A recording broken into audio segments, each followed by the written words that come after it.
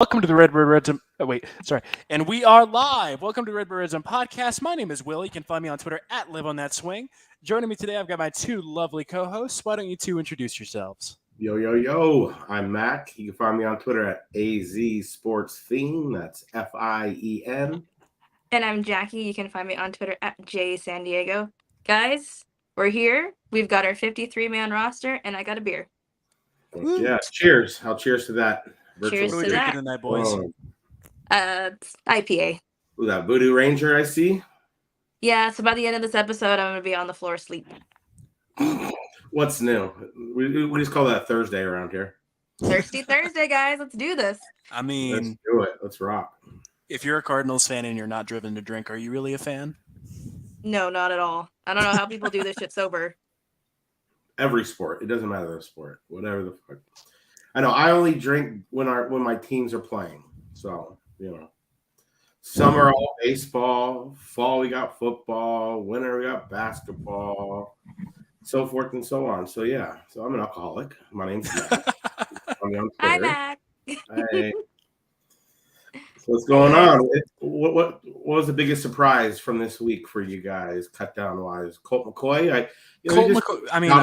I called shout out Colt to McCoy. fucking motherfucking Will. He called it after the preseason game. He's like, "Hey, I think Colt McCoy's gonna get cut. For him not playing, that tells me I'm like, dude, he didn't play. They obviously don't want him to get hurt. Like, he's gonna be the starter. Like, he might have sucked ass in preseason and training camp, but I thought they were just gonna go the conventional, throw in the veteran in there. But to Monty Ossenfort's credit and Jonathan Gannon's credit, that isn't the standard they wanted to have. And, at the end of the day, I truly doubt Colt McCoy can make all of the passes in training camp and preseason. Like, we saw it, like, looked like no arm strength. So it was funny, while I was kind of surprised, it was funny to see how many people were upset at it, to a point. And a lot of those same people were complaining when Colt McCoy was going viral for hitting the QB on the fucking wide or the DB on the head or the wide receiver on the head of the ball.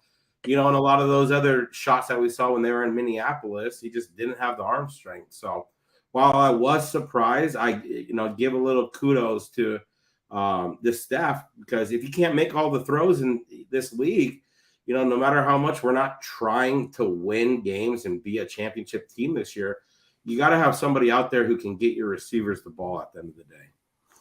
Yeah, no, I mean, he wasn't really that much of a gunslinger to begin with, but I mean, to Not see anymore. him have fallen off that harshly, it's I couldn't help but feel bad for the guy. I never disliked him as a quarterback, and I'm kind of sad to see him go. But on the same token, we are moving on to bigger and better things, and we can't really, cry over spilt milk.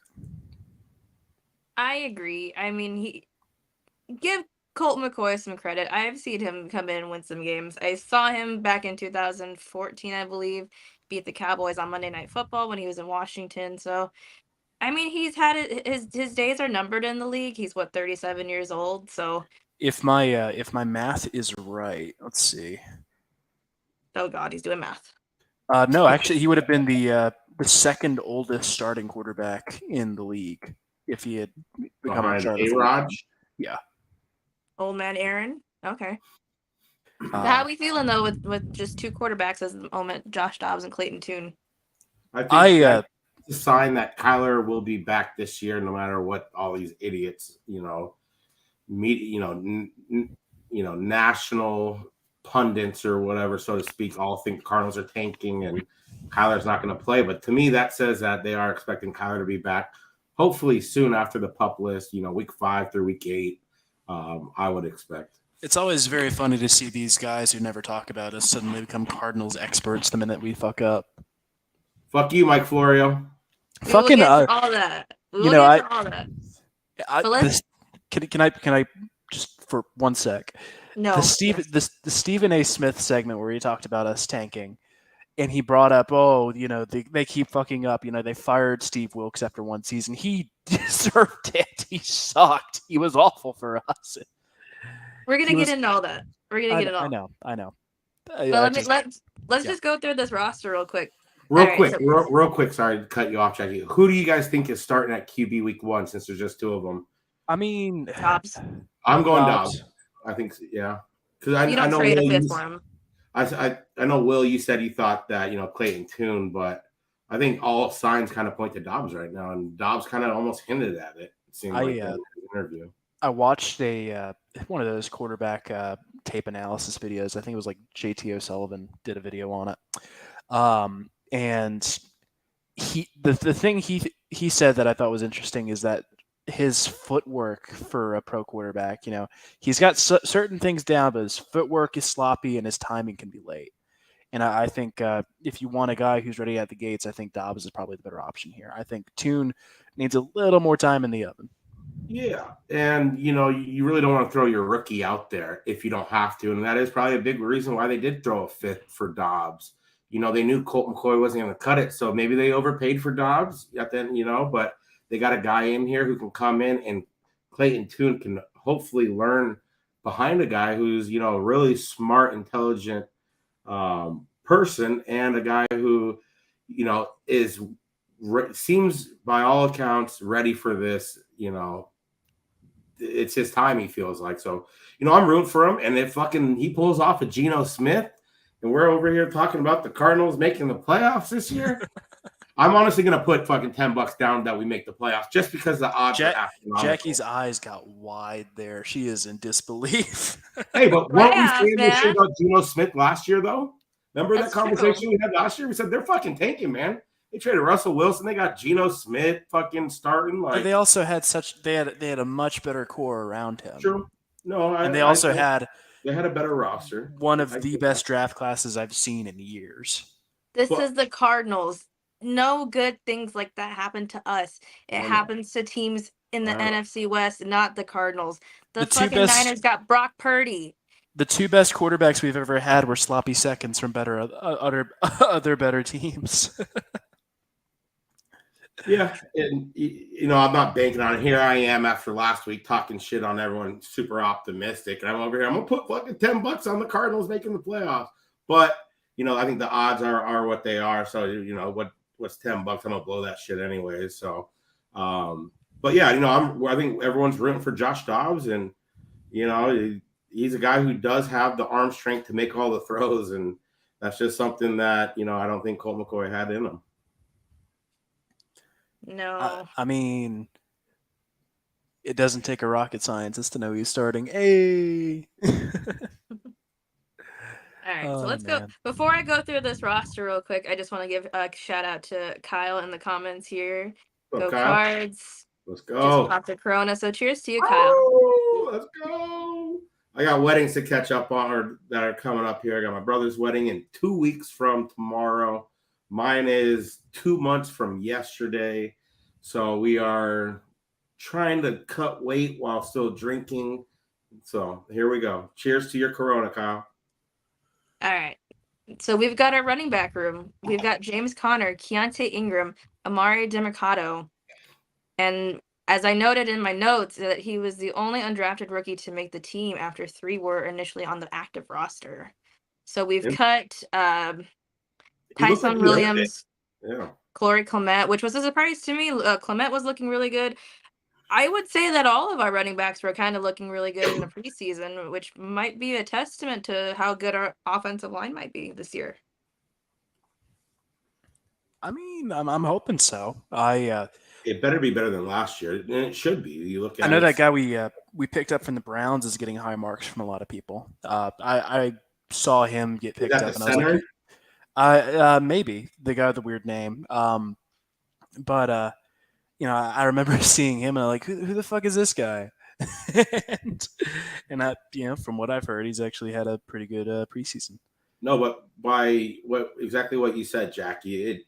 They all 3 of them had it seems like we're in a pretty good spot running back wise. Keontae Ingram kind of showed out. It felt like, after not playing that first preseason game, and then you got James Conner and DeMarcado fucking earned his way onto this roster with how he played in preseason and training camp. He runs hard, downfield runner. So good for him, man. And, while Tyson Williams and Corey Clement, we wish them the best, I think at the end of the day, just by looking at this shit, we're getting rid of anyone who isn't Monty Austin-Fort's guy. That's why we're trading Isaiah Simmons. You're cutting. We have no ties to these guys. They need to get their guys in here. And as of right now, the Cardinals roster has 3 guys over the age of 30 right now. You got Kelvin Beachum, you got Zach Ertz, and then you also have, who's that? Matt Prater. So those are 3 guys who are locked in their contracts. You can mold these young guys. So it is, while it might be a hard year this year, we've talked about it. You have to rebuild from the very bottom, the foundation, and that's what we're doing. The Colts are even crazier. If I remember right, the stat for them is that they've only got 2 players that are either 30 or over, and they're both just 30. Jesus, really? Yeah. Who the fuck knows a Jim Irsay? I don't know if Jonathan Taylor's ankles, really hurting, or if there's, actual beef where he's willing to hold out. Like, I'm not drafting Jonathan Taylor in any fantasy league. I don't give a fuck where he falls, to be honest. Yeah. You think you can outdrink Irsay? Oh, fuck. Not if that man's got some crack cocaine in him. I heard he can drink like a fish with that shit. And we all know he loves his crack. So Jim Irsay, he's old. I could outdrink him. I can outdrink him. You start bringing in the drugs, though. He got me. I can fucking outdrink him. Oh, come here, Jim. That's why he asked me, not you, Jackie. You're over here with the fucking 24-ounce Voodoo Ranger. God, what the fuck? Of course you can outdrink fucking Irsay. All right, let's get into our wide receivers. Of course, we're keeping Hollywood Brown. We got Michael Wilson, Rondell Moore, Zach Pascal, Greg Dortch. So we cut notable cuts is Andre Bocellia. I feel bad for him. Davion Davis had a pretty good game against the Vikings, but he didn't quite make the cut. Now, what's interesting is that we picked up a guy on waivers, this Elijah Higgins, which he was listed as a wide receiver, but we're listing him on our roster as a tight end. He had 5 waiver claims for him, but we ended up getting him, so he was kind of a hot commodity. So I'm curious to see where he's going to fit in this roster if he were, doing these 2 tight end sets. He went to Stanford. Our wide receiver coach was coaching at Stanford, so I gotta imagine there was probably some sort of connection there. And we led the league with 6 waiver transactions, which is they have to be on the active roster now. So it's a good influx of talent. You feel for the guys who thought they made the roster and are now cut, but I think throughout the season we're still going to see an influx. Through whether injuries happens or people get cut, we're going to have the 3rd waiver claim all season. So I do expect a lot more guys to, throughout the year, be, joining this roster sparingly. Yeah, I don't really get the move from wide receiver to tight end because, looking at the guy, he doesn't really have the physique for a tight end unless you're just going to have him be a pure pass catcher. Dan Arnold or something. Yeah, I don't really get that. Yeah. I mean, he looked kind of big to me. I don't know what his exact measurements were, but it says here 6'3", 236. Okay, yeah. For a guy, with that height, and he's already got 235 on him, he could probably put on another 10, 15 pounds if he does move to that position. But yeah, I would probably expect him to be more of a Zach Ertz role where he's not really, here to be the blocking tight end. So yeah, that is interesting that he's a wide receiver, moved to tight end, and what year is he? Do we know? He's a first year. He was drafted this year. Oh, he got drafted and then cut? Yeah. Okay. Interesting. Now, this comments from AZ Esports Car says, is a full-blown wide receiver who can create significant mismatches across multiple levels of the defense. He was one of the fastest players on the entire Stanford roster. So that's kind of exciting, right? Right. Yeah, you get a guy, that's what you want with these guys, too. You want guys who have a little bit of an upside, because throughout this year, just looking at the roster and the depth, there's going to be a lot of guys to get snaps this year. So for him to come in and possibly battle for, a job, because injuries happen. We know that. I mean, fuck. We're the Cardinals. Injuries happen. But, so yeah, I think it is exciting to see these new people come in. Obviously, Austin Fort likes them and has a plan. People say that, Monty Austin Fort doesn't have a plan. Those people you should never listen to.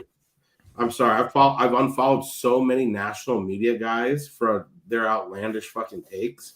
I don't know who said that this week, but there's another guy who said that, and it's just it makes no sense that he doesn't have a plan. Are you fucking kidding me? Like, this isn't Steve Keim here. Like, he's coming in, he's fucking cutting it down, to the ankles and rebuilding this foundation. So, it is entirely a youth movement. It is them trying to figure out who's working and trying to cut loose anybody who isn't. Exactly what Steve Keim could never do.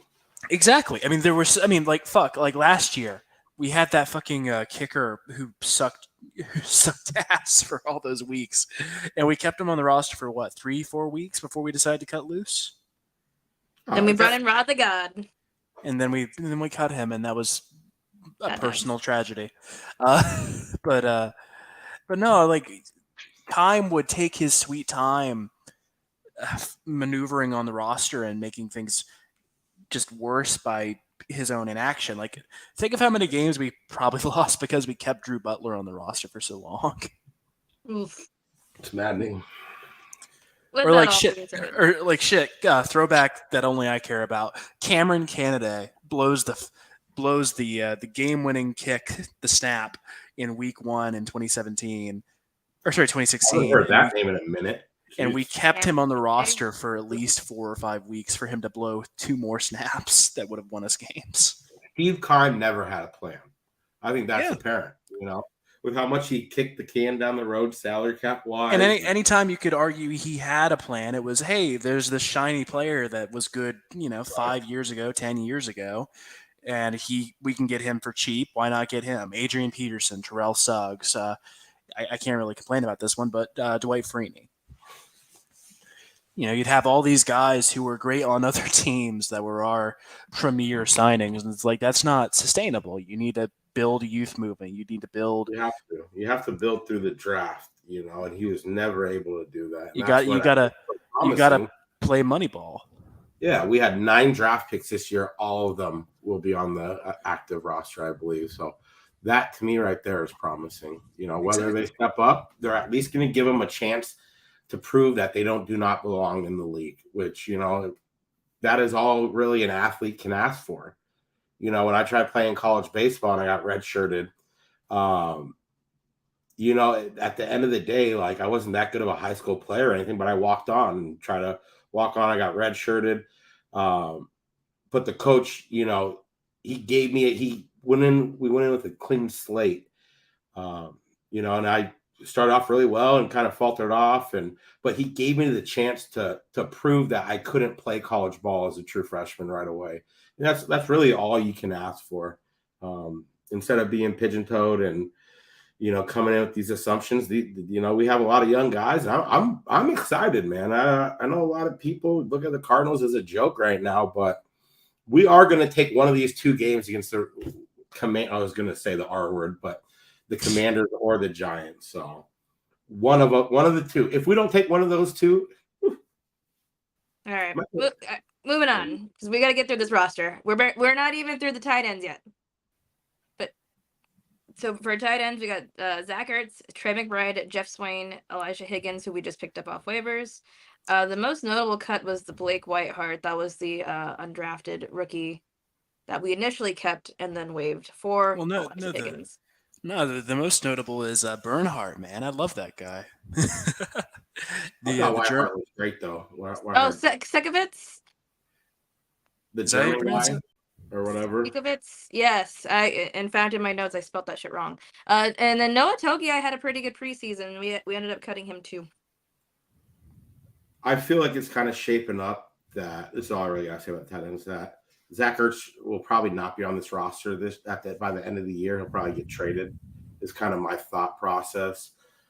He's one of those older guys, but he can bring value right away. But once we start slipping out of the playoff race, I think you could probably flip him for, people complain we traded Josh Dobbs, for Josh Dobbs, gave him a 5th. But you'll probably be able to get a 5th back for Ertz. It doesn't seem like a lot, but when you only have 8 weeks left on your contract, that I wouldn't mind getting a 5th back. But to me, that having 4 quote unquote tight ends, that kind of points to maybe once Zach Ertz is healthy, he shows he can be healthy, play multiple weeks, get some run in, show you that he's kind of back. That we will probably, he's a guy that I would look at the trade deadline that we will possibly flip. All right. Any thoughts on the tight ends, Will? Not really. I'm just sad that Bernhardt's gone. All right. For our offensive line, your starting offensive line: DJ Humphries, Elijah Wilkinson, Hjelda Froholt, Will Hernandez, Paris Johnson, Kevin Beecham, Dennis Daly, Tristan Collin, Keith Ismail, and I can't pronounce that last one, but the last name's Manning. But notable Isn't cut. that just Ilm Manning? Ilma Manning? I don't know. But notable cut, we cut Lasita Smith. That was a Kime guy. Yep. This would have been, his second year? Yeah? So he's I honestly think the trend is all these Kime guys, man. It started from the very beginning, from Byron Murphy to Zach Allen, and then here we are.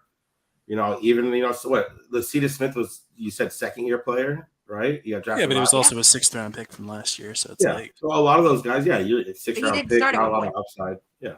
Due to injury, but he still started at one point. If anybody wants Hard Knocks. Yeah, Kyler was kind of pepping him up, and he did have a really good game against the Rams. He kind of neutralized Aaron Donald a little bit, but kind of fell off the week after that. You're right. That was the guy Kyler was kind of motivating, right? Kind of. Yep. Yeah. Okay. Yeah.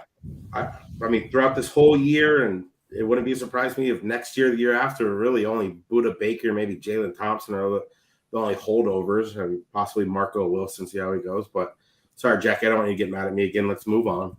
All right. Our defensive line, we got LJ Collier, Lucky Fotu, Jonathan Ledbetter, Carlos Watkins, Kevin Strong, and Dante Stills.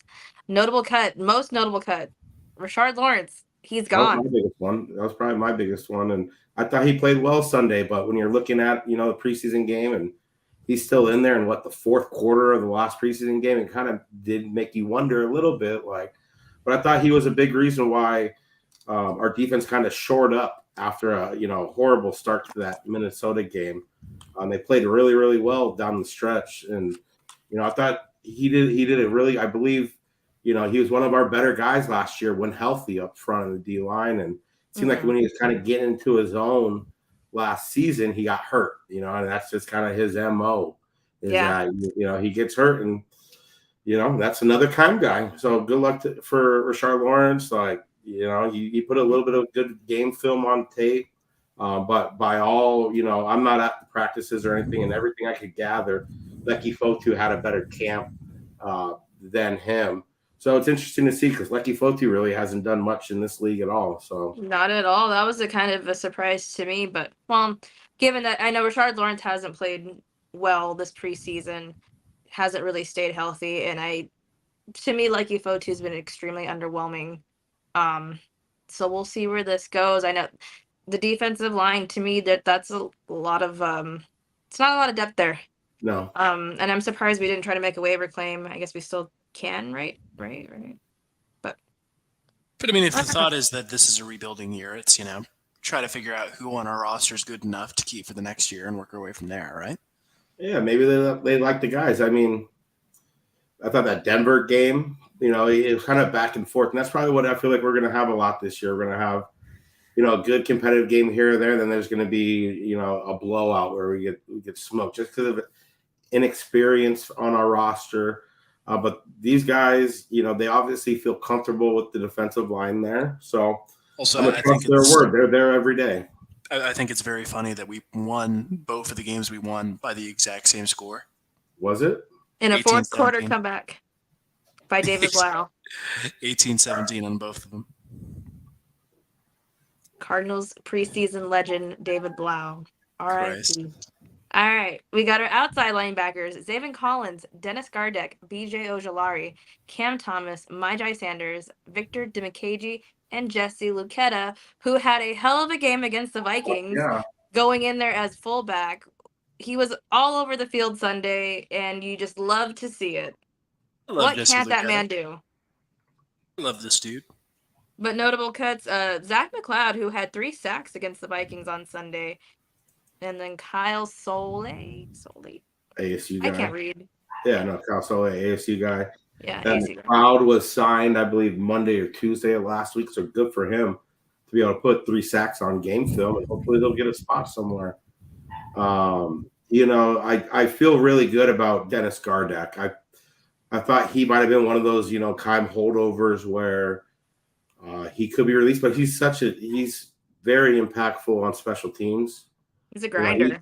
Yeah. So Yeah. for him, so he's like what Jonathan Gannon, epitomizes when he first got here. We're gonna hit motherfuckers hard. We're gonna, we're gonna be physical. We're gonna try to assault people on the football field. And Dennis Gardeck kind of embodies that. So I was really happy to see how his preseason went. And I'm really looking forward to maybe him getting somewhat of an expanded role. Vance Joseph kind of played with, his snap counts a lot last year. And I don't know how healthy he was since he was hurt early in the season. But, when he filled in for Chandler Jones, he was a sight to see. So hopefully he can stay healthy. Hopefully he can be impactful. Because it's one thing to come in there, to fill in for an injury and nobody's seen you play before and you don't have game film, so these left tackles or whatever don't know your moves that much. But so he's been in the league a couple of years now, getting some playing time, and hopefully this is a year where he can kind of blossom a little bit. I love Dennis Gardeck. So hopefully that's a guy who can earn his spot on this roster moving forward, because I want him to be here, as a Cardinal down the road, not just, this year. All right. We've got our inside linebackers, Kaiser White, Josh Woods, Chris Barnes, Zeke Turner, the good old Zeke Turner, and then Owen Popo. My only insight here is that during the NFL draft, our additions were so weak that the key additions portion on the ESPN broadcast were Kaiser White, Jonathan Gannon. Kaiser White's been good too, so I'm looking forward to him. I believe he was the only free agent that got a 2-year deal out of us. I could be mistaken, but I know he went to that. Yeah, so I'm looking forward to him. We signed another Eagles guy off the waivers this week too. That's another guy that is going to come into a system that he's already familiar with. So Kaiser White is definitely a guy I'm looking to kind of explode on defense and kind of be the captain back there within the linebacker and kind of like that front 7 core. Yeah, and I've seen a couple plays in preseason with him and that Chris Barnes kind of lay the wood a little bit. So we need it. We need good, aggressive guys that can make those big hits and not get penalized like Isaiah Simmons. Amen. All right, corners. Our decimated cornerback room. We've got Marco Wilson, Antonio Hamilton, Keitrell Clark, Christian Matthew, Chris Boyd, and off waiver claim, Starling Thomas. Yeah, you just look at their combined starts within, the whole group. You got Marco Wilson, Antonio Hamilton leading the pack, which is kind of scary considering Marco's in his 3rd year, and Antonio Hamilton has never really been, a starter in this league. Antonio Hamilton, the thing about him is that Antonio Hamilton, the thing about him is that he's always getting burnt. Shut up. You're going to do fucking this shit every week. Last week you said, he put his best foot forward. Now he's getting burned. But before we go in any further, we got a hot take. We got a hot take in the comments. Talking about Kaiser White. Hot take, but not too hot. I think he'll edge Buddha out to lead the team in tackles. That was from AZ Esports Cards. I hope so. To me, that's a sign. I don't ever like seeing my safeties lead the team in tackles. That means your front 7's fucking garbage. Right. Look around the league.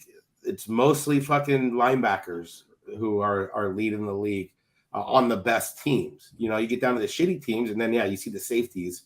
So I think that would be ideal. That would be a very, very good indication that maybe our defensive line is a little bit better, because if your defensive line is not very good, your linebackers are the ones who are going to have to take on that lead blocker. So now if, D lines can maybe step up a little bit, that might be a little bit of a hot take, but I like it. I think that would be a good sign going forward if that's the case.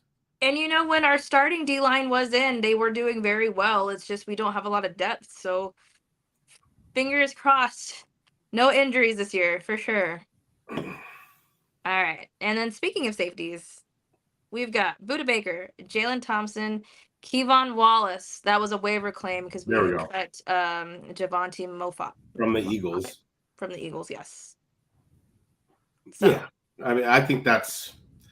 I mean, the depth behind Buda and Jalen's obviously, not great, but there's no doubt in my mind that's the strongest starting position core on the fucking team. Where's good old Chris Banjo when you need him? He retired, huh? He'll find his way on the roster about halfway through the season somehow. Yeah. Christ. Him and Benet Wickery, whatever his name was. Yeah, Ben Wickery, Ben Wickery. Whatever the fuck it is.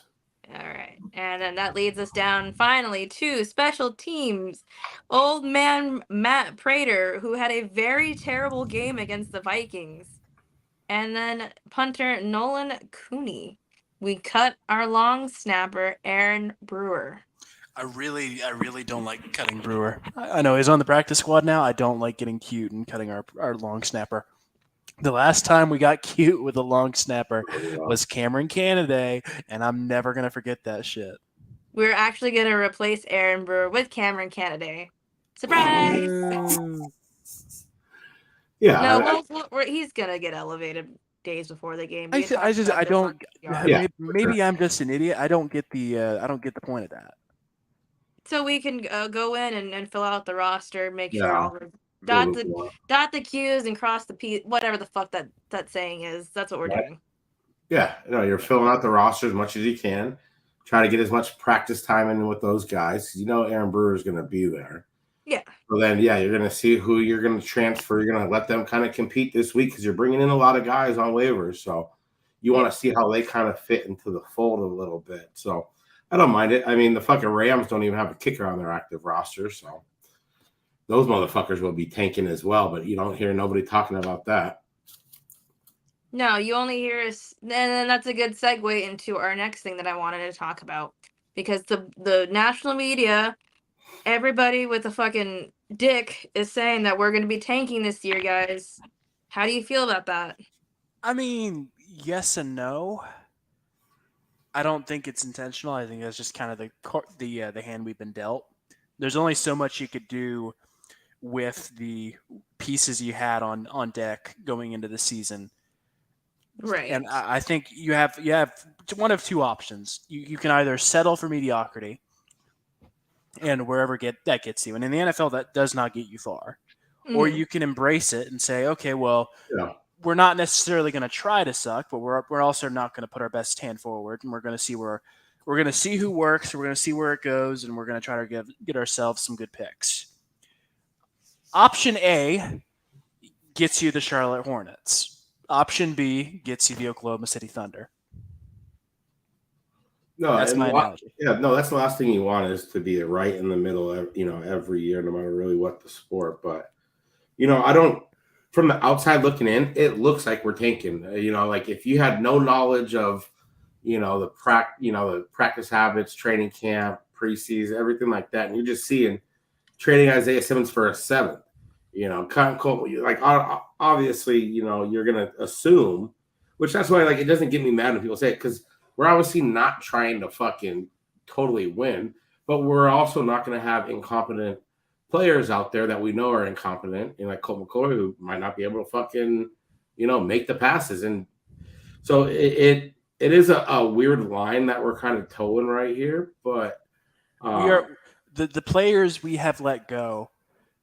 We're not top guys. We're making amateurish mistakes or just weren't getting it done anymore. I mean, if you can look at Colt McCoy's performance this preseason, where he had a Chad Pennington level noodle arm, and he was just like nailing guys head with the ball. If Isaiah Simmons goes and gets 10 sacks this year, you can't tell me the 7th rounder is going to be better. It's not. And I'm not. Yeah. But I mean, when it comes down to it, this. They're getting their own guys in here, which I appreciate. Yeah, it's complicated because I look at this roster and I look at it. Yeah, it's constructed, and I say this is not a winning roster. This is going to suck. But I mean, on the same token, like the guys we've gotten rid of specifically since the season started, they weren't really looking like they were going to produce either. So it's tricky. Yeah. I mean, Josh Jones can obviously compete, but he's going to be a free agent next year. Isaiah Simmons is going to be a free agent next year. So it's, they've had all training camp with these guys and made the point that these guys aren't going to be part of the future, and so I'm not, I don't disagree with it necessarily because any GM in any sport comes in and Monty Ossenfort obviously has full control of this roster, which is what we've asked. We want Michael Bidwell to stand back. It's not Michael Bidwell telling Ossenfort to cut all these guys, trade these guys. This is Ossenfort, getting self-scouting his team after training camp and saying, okay, which guys will not be here next year for sure. Josh Jones, Isaiah Simmons. Josh Jones did not earn a starting spot. You're entering year 4. You don't earn a fucking starting spot. Same with Isaiah Simmons. You're going to be gone. And, it might be hard for the players on the field, to see, oh, my God, Isaiah Simmons is a top 10 fucking talent or some fans, but at the end of the day, he's building a roster for the future. He's not building the roster for this year. So while we're not per se tanking, we're also not building for these next, 5 months. We're building for the next 5 years. Right. And people who are not fans or in that building just have that short-sighted, macro view of the Cardinals. And you know what? I don't blame anyone because this whole fucking offseason started with the whole NFLPA grades coming out and everything. So that's in everyone's mind still. Everyone still thinks Michael Bidwell is the owner. Sure, you might have a fucking new GM there, but I mean, to Mike Florio, I think he would be smarter as a national guy. He's comparing Steve Wilkes getting fired after 1 year to what Jonathan Gannon might get fired after 1 year, but it's totally two different situations. Monty Ossenfort, that's his first hire right here. His first fucking hire, is Jonathan Gannon. He's not going to fucking fire Jonathan Gannon, even if we go 0-17. He's just not. So there are two totally different situations. Kyle was here for almost damn near half a decade, probably more, by the time he hired Wilkes. And Wilkes put up one of the, I don't think that team was tanking, but you spend a top fucking whatever pick on a QB, and that offense was as anemic as it was, and that defense was absolutely horrible. You're trying to win then and now when you have a Larry Fitzgerald on the roster, and that's just not what we have right here. So I honestly don't blame other fans, but it's the national media guys where it's like, come on, man, do a little bit of research. This is your fucking job. Like, you should be studying every fucking team. And for some of these outlandish takes from the media types, that is what's more baffling to me. But sorry, we are not tanking. But we're building for the future. We're not building for the next 5 months. We're building for the next 5 years. You can call it, media and whatever casuals can call it tanking. But if we were tanking, we probably would have just kept Colt McCoy and noodle armed him, to, whatever, 4 wins, 3 wins. But they're giving a guy who's in his prime, 28 years old, and Josh Dobbs, potentially his first real opportunity in this league. And I wouldn't pass that. That doesn't sit with me lightly right there. That this guy is going to come in and he's going to do everything to earn this fucking job moving forward. And I mean, he didn't do too bad with Tennessee. Like, he wasn't phenomenal. He didn't light the league on fire, but I mean, he wasn't terrible. For only 8 days of being there, for starting your first game. Yeah, I mean, he put up 200 and something yards, average 215, 220 or something like that in the, each game, threw a touchdown in each game. So, I think they had, they knew each other. They knew Dobbs, and they obviously liked them. So you got to give this regime the benefit of the doubt before we come in and calling for heads because we're moving guys that the past GM brought in here. So that's just he had 9 guys that he drafted this year. All are on the roster. That tells me something. You're not tanking. You're giving guys opportunities to see if they can make it in this league.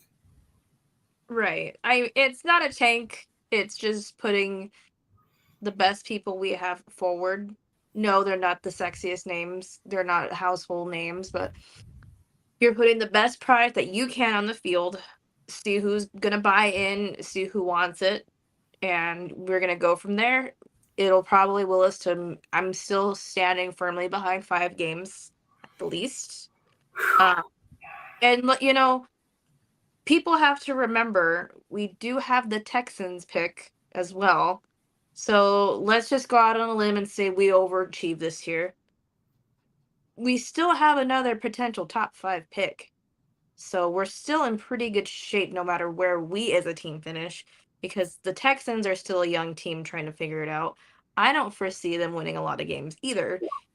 You know, probably less than us because, you know, they just got a new quarterback and new coach as well.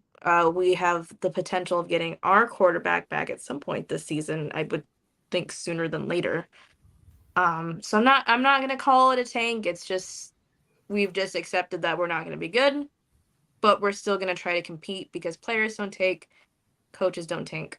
You can argue GMs tank, but that's neither here nor there. I don't think this is a very intentional like the national media wants it to be. No. But, you know, they're very ill-informed. It's clickbait. They need something juicy to talk about because other than that, our team, you know, isn't worth a damn. And plus, there's just not many angles right now in the NFL aside from, hey, this team looks like they're very clearly tanking. Right.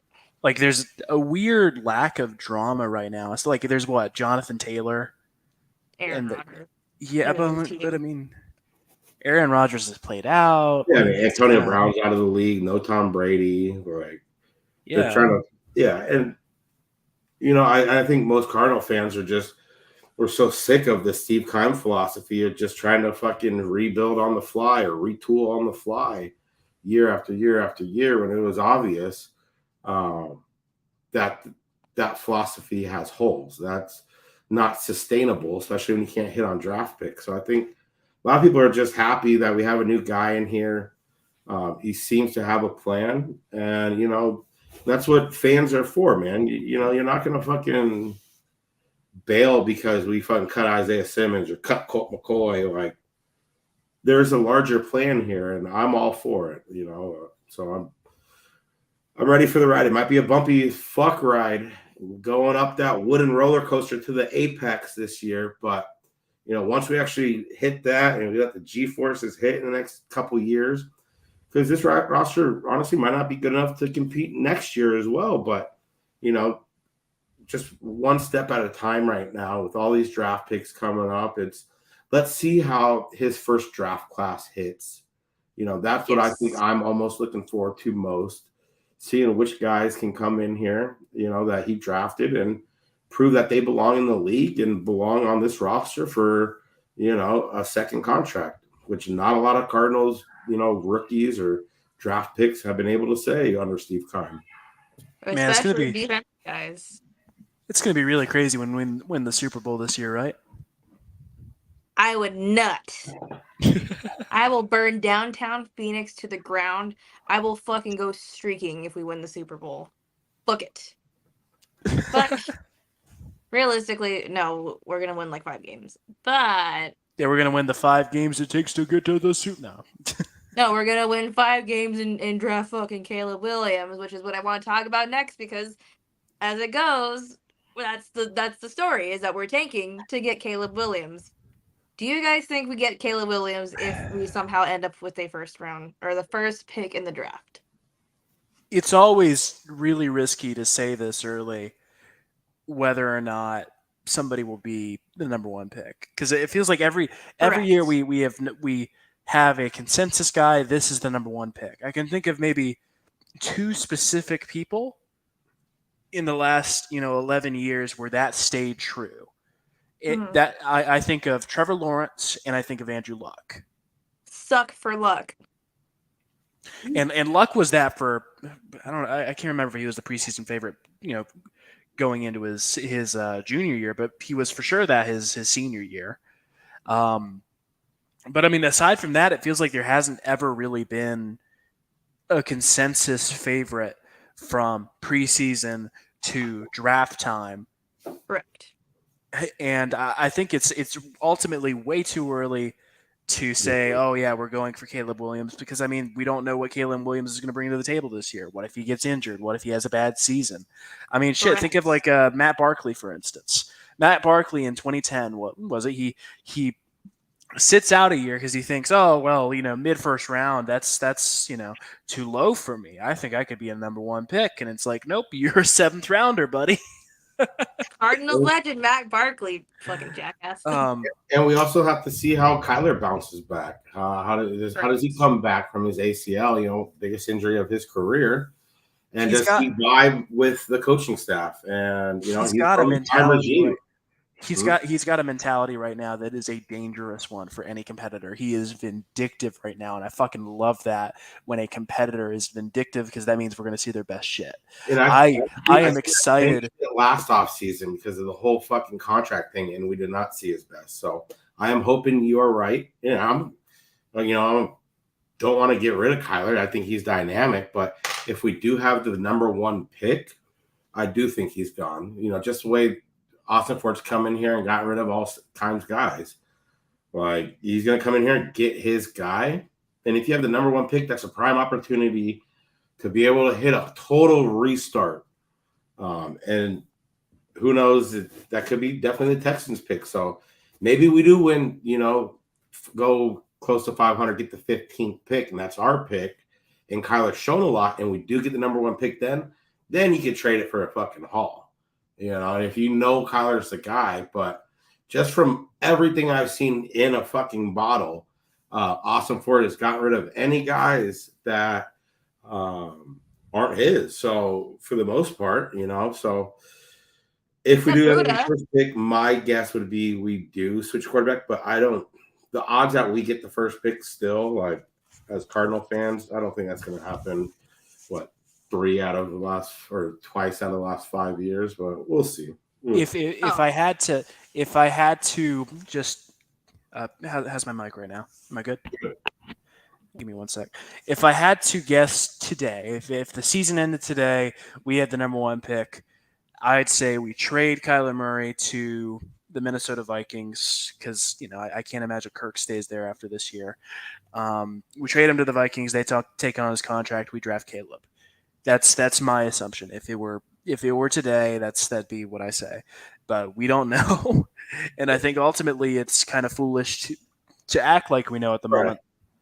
No, for sure. And it feels like everybody and their mother has us pegged for Caleb and then Marvin, right. And I think it's just way too early.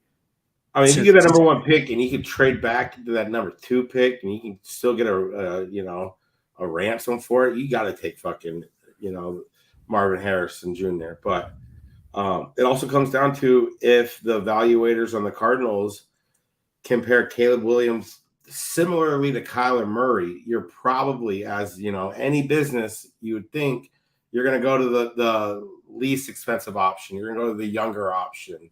You're going to, that is seemingly the way to really rebuild something is to start from the ground level with the cheaper, if the sides are both even. But like you said, it's way too early. We got to see if Caleb Williams can stay healthy.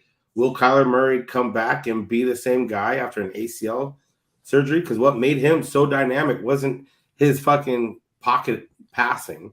It was his dual threat ability. I have a nomination for a guy I think will rise dramatically in the draft boards this season.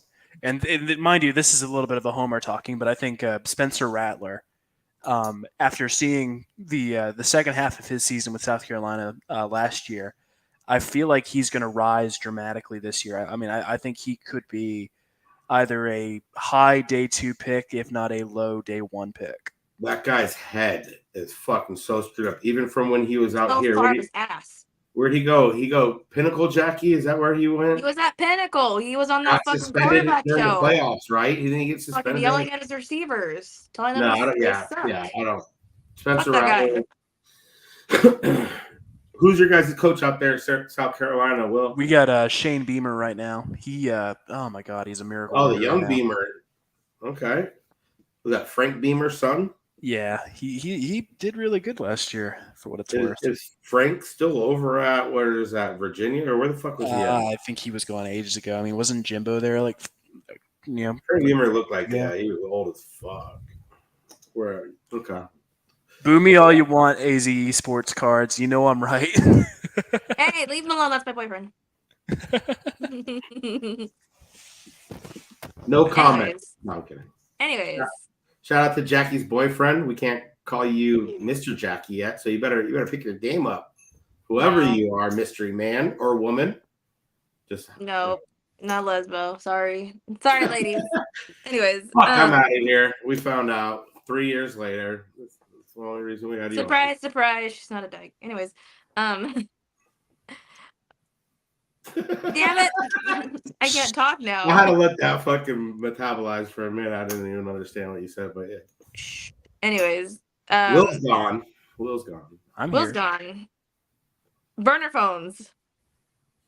Steve Wilkes. What the fuck? The things we did to support a mediocre team, man. Jesus Christ. We cheat and we still sucked ass. Stupid franchise. It's just like seeing the one text that was actually released where they're talking about fucking Robert Kimdichie. I felt my soul exit my body. What the fuck is this team, man? Getting fucking David Johnson's deal done on a fucking burner phone, and then they not even that. They all backfired. Yeah. Not the contacts were fucking K for Kime, W for Wilkes.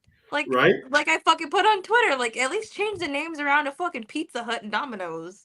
Right. Something. K. Make it less fucking obvious, right? But yeah, I would like one Kimdichie pizza, and let me just spend $39 on a David Johnson with cheese. And I don't know what they're able to do because that Michael Bidwell self-imposed that. So there is kind of a weird kind of threshold there, whereas the NFL accepted, Michael Bidwell's penalty. Do they have a hard stance on, I'm sure there was some paperwork filed and everything, so maybe they could go after him, but with Michael Bidwell being a former federal prosecutor, you'd think he'd be smart enough. But man, that Steve Keim had a fucking hold on Mr. Bidwell. Jesus Christ. They had to been banging each other. Something. I can't wait for the tell-all book from either fucking Steve Wilkes or Bruce Arians or somebody in this organization. You ever try looking up to see if Michael Bidwell is married? He is married. He has kids, but he keeps his shit so locked up. Like, you can't even, I tried Googling it. You can't find anything about his family. So, I mean, he's a smart guy. He knows how to maneuver his way, like a fucking snake. Maybe that wife is kind. Who knows? We don't know. We don't know, but it would be some fucking Cardinal shit for them to take away one of our draft picks because of this. Not even fucking cheating to get better. We still sucked. Yeah. I don't know what the penalties would be. If I'm anyone of that Cardinals fucking franchise or just, as a fan, just fine Bidwell to the max. This regime had nothing to do with it. Right. And it sucks. Yeah. Because the fans and the new regime and the player, everybody suffers when you take away a draft pick. But it doesn't affect the people that were involved. I don't think it doesn't really affect Bidwell personally a whole lot that we don't get that draft pick. And fucking Steve Keim's out here fucking talking out of his ass at U of A. Hold him accountable. That's the only fucking guy U of A could afford, though. So let's be real. And they told him come speak with us for fucking 12-pack of beer. Right. Come on, man. You're gonna have Steve Keim over here, which. Steve Keim, he doesn't look very good, man. He fucking looks sweaty. He looks strung out. And as I've gotten older and became a mom, I'm very soft, so I feel sorry for people. But so I'm like, oh, he looks kind of sad and he looks really shitty. But then I'm thinking about it, I'm like, fuck you. You need to be in jail for the crimes against the Cardinals. Right. Causing me a lifetime of pain. So that's my rant on fucking. Yeah, I'm just not sure what they can do about the burner phone situation. To make it fair. If it goes a little bit deeper and we find out, we haven't heard anything about the whole Mexico fiasco. What the fuck happened with that? You know, Who grabbed the waitress's fat ass? white, Who knows? fat white bald guy. You got two guys right here who could be. They're both not with the team anymore. Steve Keim had to go to some treatment. We never heard why that treatment was. We never got a definitive. He got another DUI. We have no idea what that shit was. You know, so it I don't know if more stuff's gonna be coming out here in the near future, but I'm just glad that shit's over with, man. It's as Cardinal fans, as Arizona sports fans, we deserve better. We're having incompetent owners in damn near every sport. Finally, we get Matt Ishbia in here, and he's fucking making games for free. He's doing the things that you want to see from an owner. You don't want to see this penny pinching bullshit, this fucking silly bullshit. Yeah, so this is a fresh start. Let the fucking outside noise to anyone listening. Let the outside people hate. Let them fucking hate, man, because they're gonna hate. They're gonna hate until we win games, and we're not gonna win games this year. So you can go online every fucking morning and get mad about it, or you can wait and know that there is a foundation being built, and in the future, when we start winning games with this head coach, with this GM, then we can go out there fucking running our mouth. But running our mouth, being fucking one of the worst teams last year, you know, ending up with probably a fucking roster that we do is probably going to end up with another top 10 pick. Like, this ain't the time to talk shit. You know, I get people are bored. You know, you get mad. You see people, talking shit about the Cardinals. That's probably wrong. But that is from the national media, just outside looking in, national fans.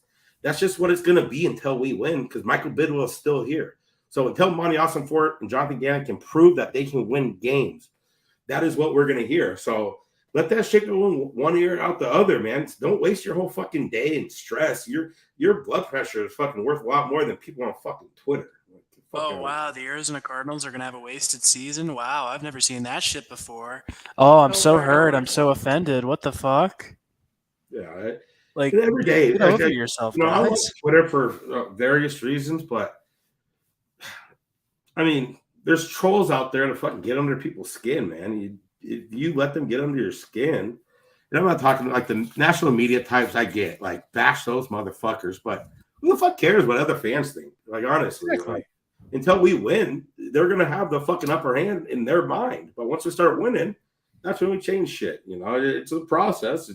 Some people have nothing better to do other than sit online and fucking argue and pander for likes and shit. But, you know, at the end of the day, Michael Bidwell put us in this situation. At the end of the fucking day, it all goes to Michael Bidwell. And I'm not sitting here fucking, happy-go-lucky, this and that. Like, for you to go through a rebuild and then come up on top, that's a hard process.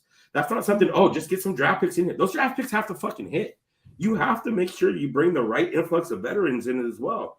So I am cautiously optimistic, but, this isn't going to be, just because we have draft picks, that shit don't mean anything. Let's see what they fucking do. But at the end of the day, I'm still pissed at Michael Bidwell. Michael Bidwell ain't getting out of this shit for fucking, he ain't going to scathe his way through. No, that's who our anger needs to be at, because that's where all these media types, all these opposing fans, they know Michael Bidwell is still the owner. So at the end of the day, it's like it all trickles down from the top, So I get it. It's frustrating to see. It really, really is. But pick up a hobby, people. Jesus Christ. Yeah. Man. All right. So this all being said, ASU starts. Let's go, baby. Sure. There's actually a new episode of Flight Plan that premieres right now. We saw a little preview of it on Twitter. It's Jonathan Gannon kind of hyping up the troops, saying, if you're not going to come here ready to kill someone, you need to get the fuck out. Oh, yeah. I'm paraphrasing, but so I'm looking forward to watching that. We'll probably talk about it next week. But it's a huge step in the right direction, because I've never seen that much passion and fire from Cliff. They called him Coach Bro in that Johnny Manziel documentary. Cliff was always just kind of like overly reserved to me. Like cool he guy, didn't. Fucking Coach Bro Cliff. He was this helmet's okay. Like he lacked intensity. It felt like it. Like whenever he looked mad, it didn't look like actual genuine fury. It looked like, oh hey, what the fuck, man? Like, not cool, bro. Yeah. So I think this is a good point to wrap up. Let's go watch Flight Plan. We'll discuss it next week. Any final thoughts before we get out of here? Jackie, you're giving me homework. I don't want to do homework. I've You're already in got so fucking much of college, it. Will. Yeah, I don't need more. Want homework if you're living your dream, Will. Yeah. And we're living our dream here at the podcast. Thank you guys all for tuning in. We really, really appreciate you. All three of you. We're going to be here. Hey, but last week, I think we had over by the time I looked, we had about nearly 100 views in like 5 hours after we recorded. So, the 3 people, thank you. We really, really appreciate you. One of them being your boyfriend, one of them being Will's boyfriend. No, I'm kidding. Sorry. One being my boyfriend. I love the support. It's nice to have someone to support you finally. Yeah, no, and we're gonna be here every week, So if you guys want to unfiltered, uncut, Cardinals takes, we're not pandering for fucking likes. We're not pandering for people to tune in. This is for diehard Cardinal fans who, you've gotten the mainstream information. This is shit that we feel in our blood, that we've been here since fucking day one. We didn't fucking come from Illinois to run a fucking podcast, because it is what it is. But no, we've been here fucking, like Jackie said, I don't know, was that when we were airing? Like, you've been here since the blackout days of Cardinals. Yeah. When we couldn't watch a game on the TV, so we were in the garage, listening to it on the radio. Exactly. Listening to it on the radio. That's how I that's how I listened to the Cardinals making their first playoff appearance here. Chris Jackie, making his 5th fucking field goal or whatever the fuck it was. In the Kwame Lassiter had 4 INTs, but it's exactly how I saw the Cardinals enter the playoffs for the first time in my life. I didn't even see it. I heard it on the fucking radio. So I'm always gonna be nostalgic for listening to games on the radio. Oh hell yeah. Yeah, man. That's why I don't mind, like, the girl loves doing like road trips or day trips, and as long as I can hear the game on the fucking radio, like, I'm good. Let's ride. There were so many times as a kid where I'd watch Arizona Cardinals games that were streamed on Justin TV. I don't even know what the fuck that is. You said that before. Well, that became never heard of Justin TV. All right, so it was a live internet streaming platform that became something you may have heard of called Twitch. Okay.